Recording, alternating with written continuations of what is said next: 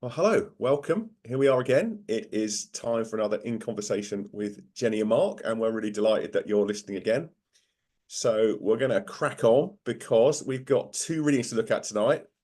One of which I am looking at because it's Harvest at St Margaret's on Sunday. And Jennie, what are you doing? I am doing Mark 10, 2 to 16 because it is the 19th Sunday after Trinity. So basically, you're just really good and doing all of the Sundays after Trinity, and we've started going all over the place, really, what you're saying. Yeah, of course, I'm always good. Of course. Yeah. Yeah. Okay. So well, we better crack on then, haven't we? So we're going to be about 15 minutes on each. So we're going to look at Mark 10 first, Okay, which are is you going to read Mark an 10 and then we'll interesting talk? subject, which it's going to get us into. So then we will talk.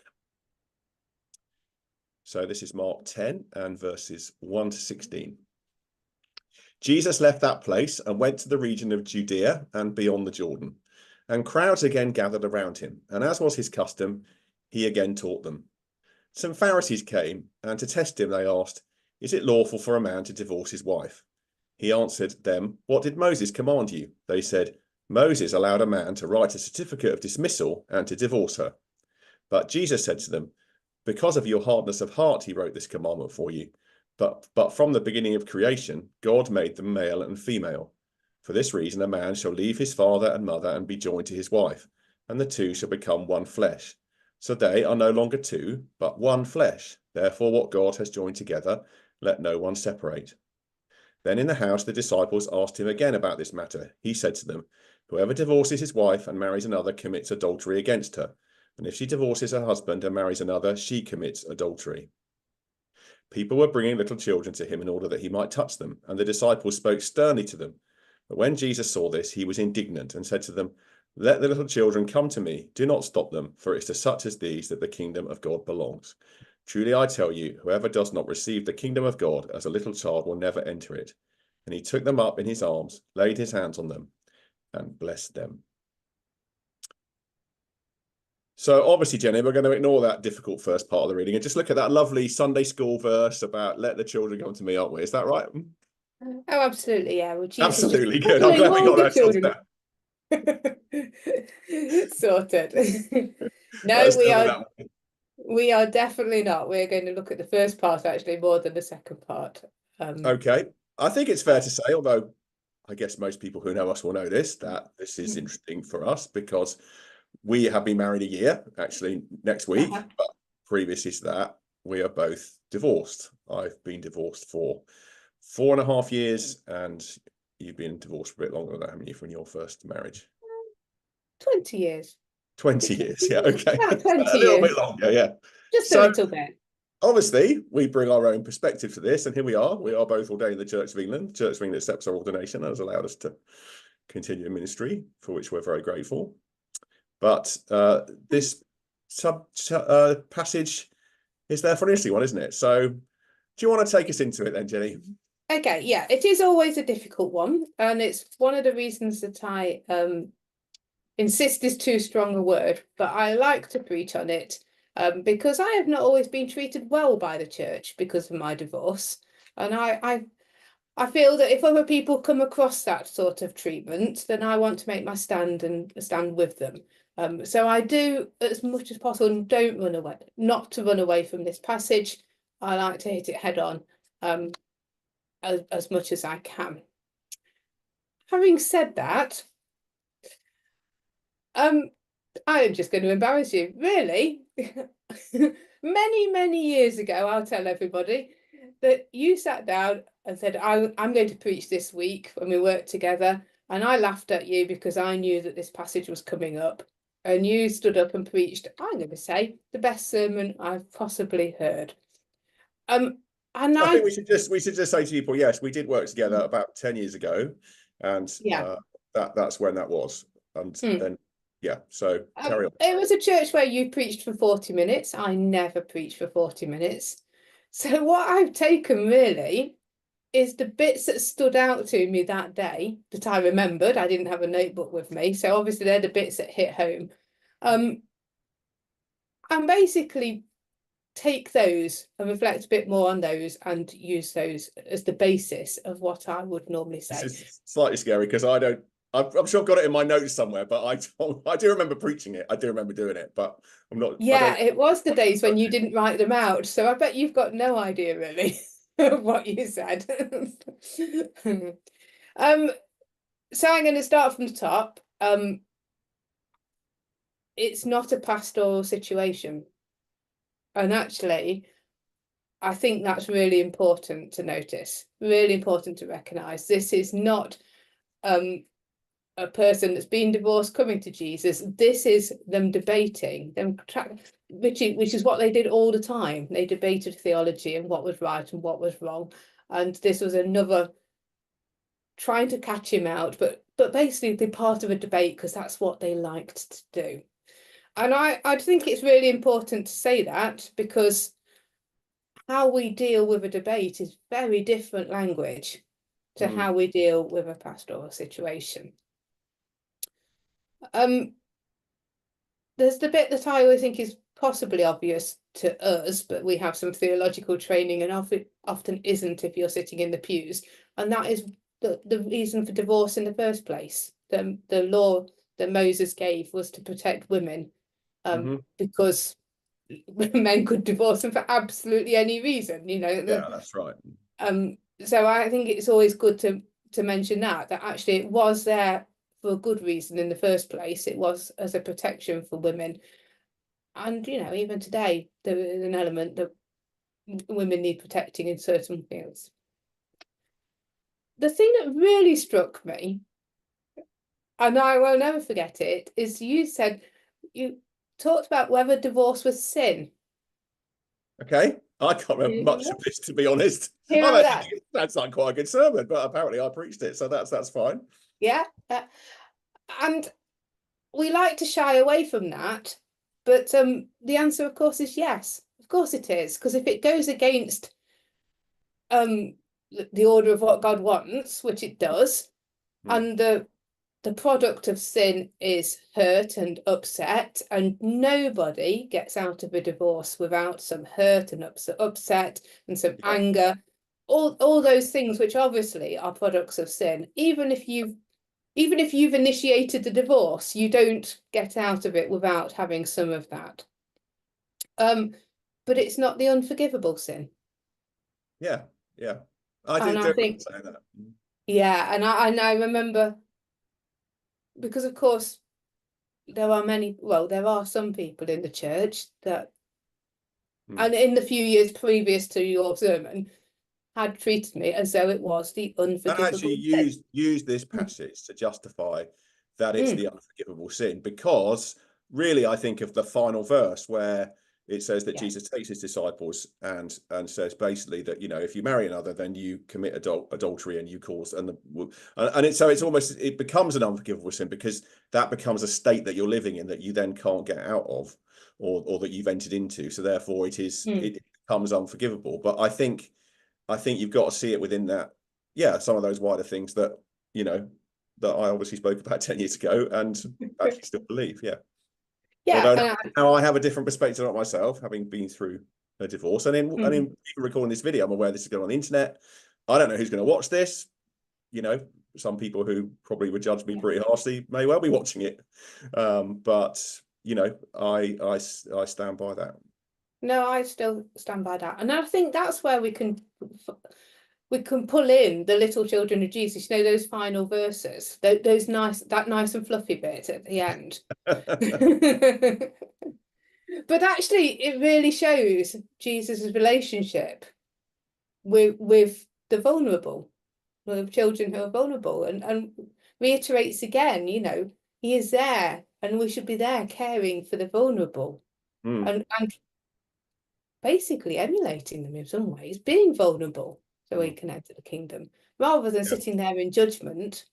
That it comes from a different angle, and I think that bit's quite an important part of what. Yes, and I think it's interesting. It is really interesting you reflecting that back, you know, in now a very different set of circumstances that I have been through and find myself in. And obviously in recording this, I'm aware who may or may not see it.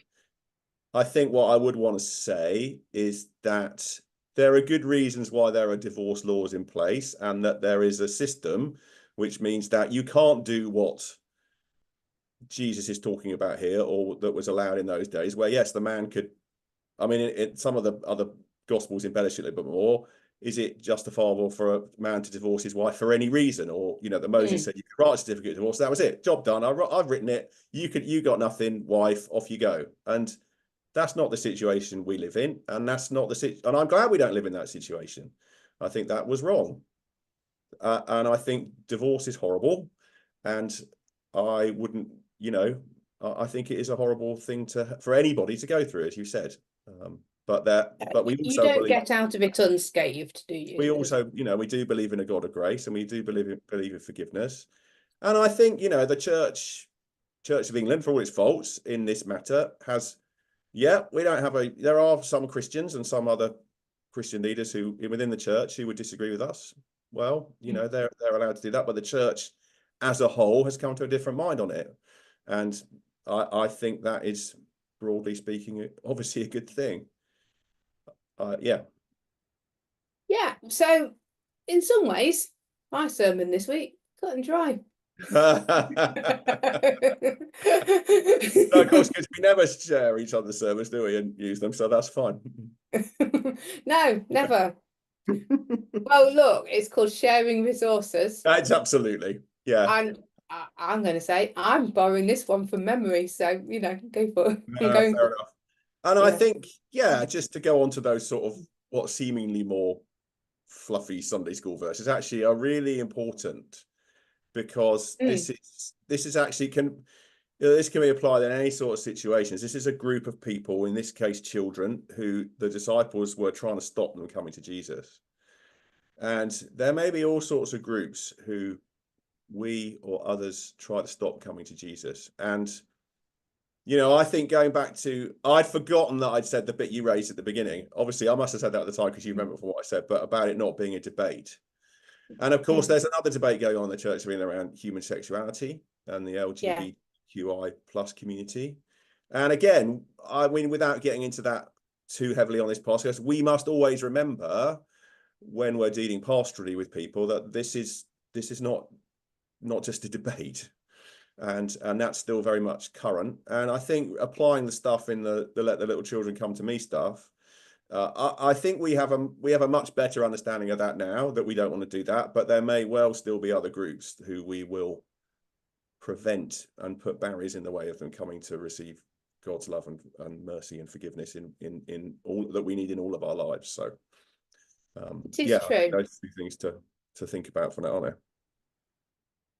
Yeah, I think for the purpose of this sermon, I am going to just stick with divorce, stick with the sermon text as it is, rather than the other groups that are also being yeah. But I think it's an interesting thing to make a point of on this discussion. Yeah, absolutely. I think the other thing I want to say is that, you know, really aware that there may well be people watching this who, I'm sure there will be people who, for this, I know there will be people watching this this will be a, you know, deeply personal matter. And, you know, I'm sure Jenny and I both want to say, look, our door's always open. You know, we want to, we're quite honest about our stories and what we've gone through in different parts of our lives. And, you know, don't feel you can't come and talk to us from either Holy Trinity or St. Margaret's.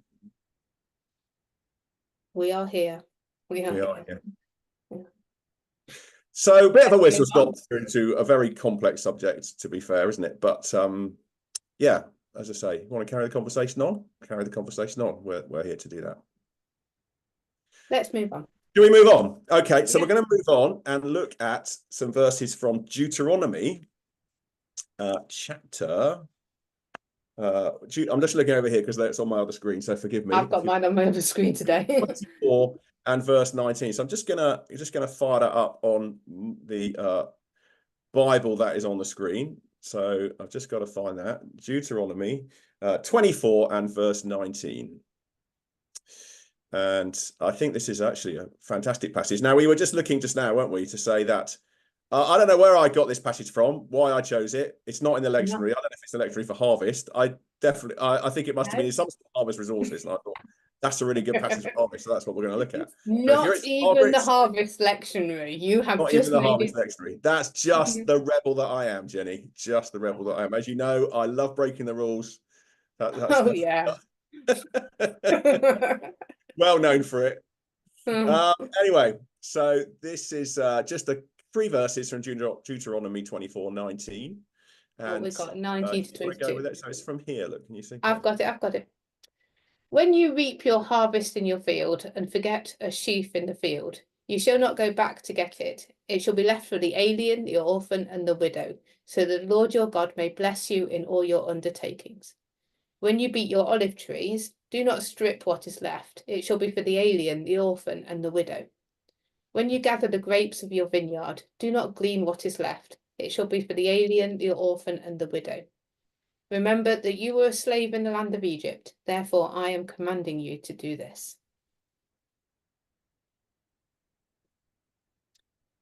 It's a really good passage, isn't it? Words alien, orphan, and widow. It's like a Orphan. chorus, isn't it? It's like a chorus. Yeah, it says it over again. It's yeah, it's very poetic, isn't it? Yeah, repetition. It's really bad in the church. You don't want to do any of that. Repetition, it's really bad in the church. You don't want to do any of that. Of course, it's repetition for a reason, very much. Well, of course, it always is, but yeah, it's sort of hammering the point home, isn't it? I was stating the obvious, but yes, thank you. Well, okay, there you go. Thank you. Yeah, obviously. Obviously.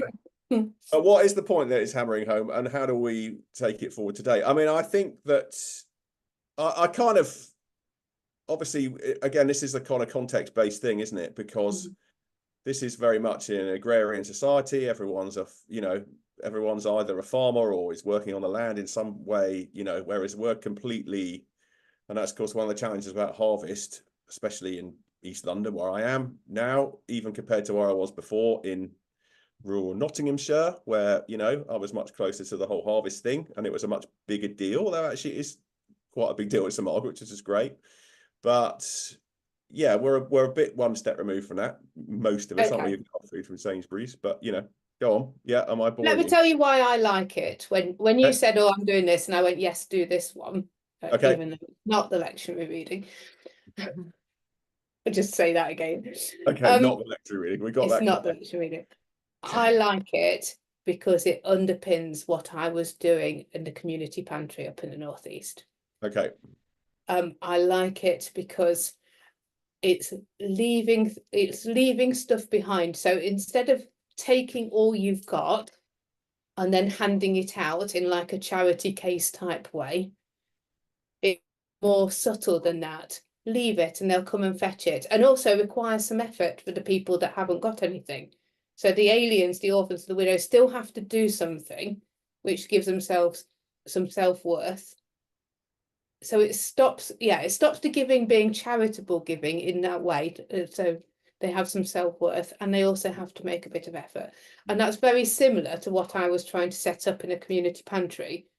There are many churches and many organisations that will give out free things to people who are in need, or probably they always say in need. The needy. The needy. The needy. But it became a bit of, in my mind, a bit of a power play. And you will have heard me say everybody likes to feed a poor person. Through COVID, I had more food to give out than I could give out, but nobody would pay for the petrol in the car or the heating in the church or anything like that, so that we could do something with this. But everybody liked to give food because they like the idea that they're feeding someone. And it is quite a, as I say, a bit of a power play. Yeah. And folks, this is one of the reasons why this, in conversation with, as well as we hope being useful for you as you listen, is brilliant sermon prep for us, because I'm not sure I'd have got to this point, but what Jenny's just said, I think it's really interesting that, it's easy to look at this this teaching as it is, I suppose, in Deuteronomy from I suppose the question is, whose perspective do you look at it from, actually? For me, it's easy to look at it from the perspective of the landowner, the rich one who's getting out, and and of course, I used to work in the food production industry, actually. So I was involved in modern food processing for a while. And of course, things around efficiency and lack of wastage and yield are absolutely critical when you're working in agriculture or food production. So one of the major things that we were measured on when I was working in a dairy was the wastage, and we had to get it below 1%. Now, I'm not suggesting that, so so this goes completely against that kind of idea of, you've got to make sure that you're as efficient as possible, that you get everything as much as you can. And that's actually, we understand that that's actually the heart of a lot of agriculture and food production. If you watch Clarkson's Farm, they will talk about the yield. What's the yield we got off this, and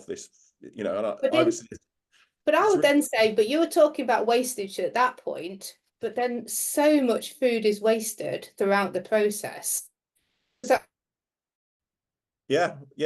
Because it gets wasted from warehouses. But and I think what I'm taking from your thing is as well is it's also looking at it from the point of view of the people who are doing, and those questions around self-worth and what that gives, which I think is again really interesting. And am I right in thinking that you will be doing all age? Because I will be doing all age, yeah. So I've got to think of some exciting, interactive way of engaging everyone. I don't know what that's going to be yet. Might be something to do with wastage. We're going to have to think about probably making a mess in the church somewhere. But anyway, that's just going to be my task for the next few days out of this, really. Oh yeah, you could walk around and just kind of throw things down. I could throw like seeds and soil, and then my poor church wardens who probably might be gather, have to and then everyone could come and gather it up. Gather it all up, wouldn't they? Yeah. What about if you were eating sweets and you just dropped sweets? Yeah. Okay. As you walked along. Okay. Well, we'll see. If you're in the Barking area on Sunday and you want to see how this turns out, you need to come to St Margaret's at 11 o'clock for our harvest service. And I think one of the great things, in fact, that we do there is we're going to have a bring and share lunch afterwards. And, actually that's really good. St Margaret's is really good at that. And, there's always loads of food. And actually it's a real, I think, example in many ways of this principle, Is but it? I think, how is it an example of this because principle? there might be people will bring more food than they need to eat themselves, and there'll be enough to go around. Which isn't okay. It's not strictly, from one to the other, but then you're heading towards charity case, aren't you? It's the opposite, really, isn't it? Okay. It is. I would suggest, not that you have to take it, that a good challenge for your congregation would be how could they go and do this without people noticing? How would they be able to do it? And I'm thinking of the people that leave a pound coin in the trolleys or something like that. In fact, I've heard a story of school teachers that used to set a task for their children, like to be polite, and they would win something so it was like a secret task.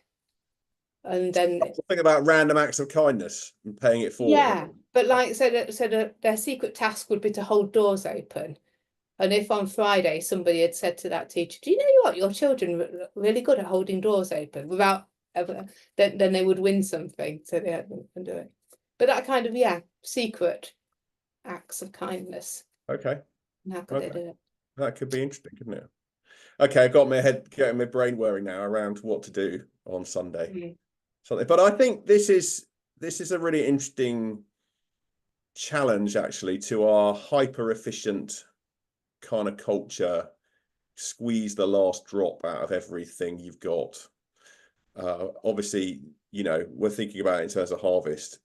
But that obviously I'm not a farmer, so it's not. I'm not leaving things on the field.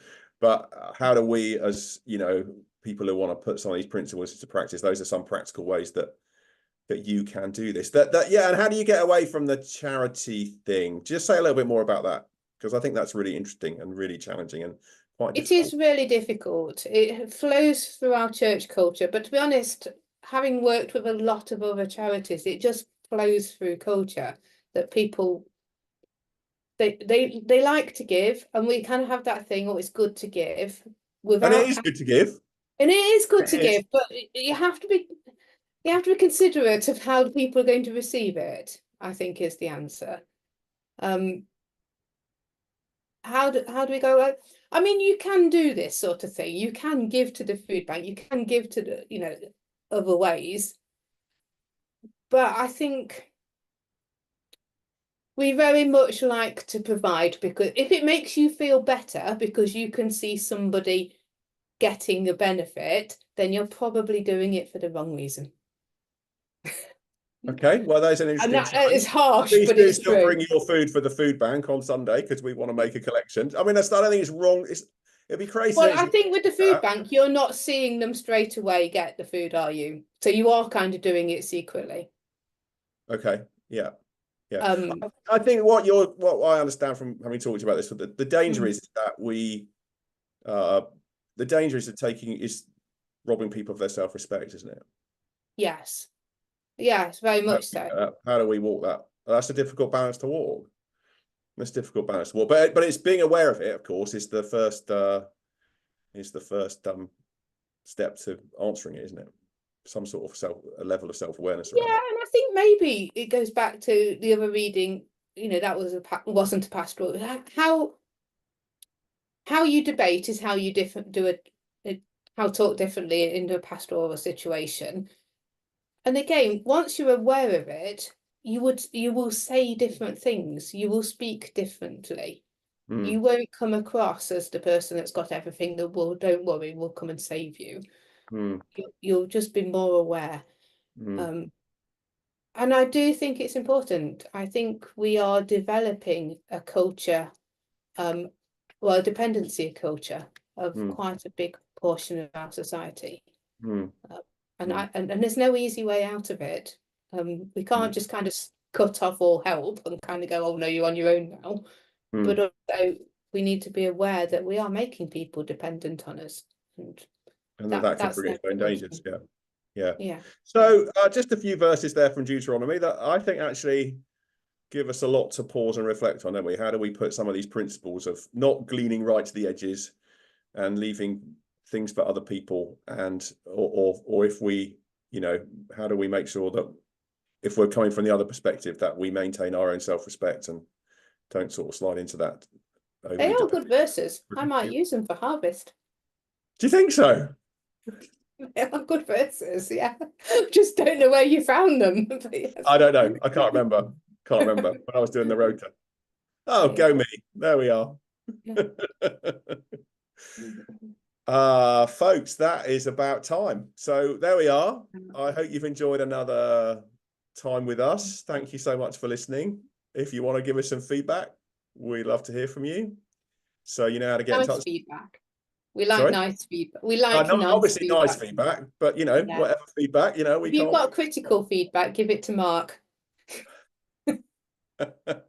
I'll just hear the nice things. Okay. Yeah. Okay. So be nice to Jenny. It's a partnership. We're gonna sign off now, and hopefully we'll see you soon. And we will be back next week. And then we're having a week off, but we will be here next week. Okay. Right. Thank you. Take care. Thank you, everybody. Bye. Thanks for listening. Bye.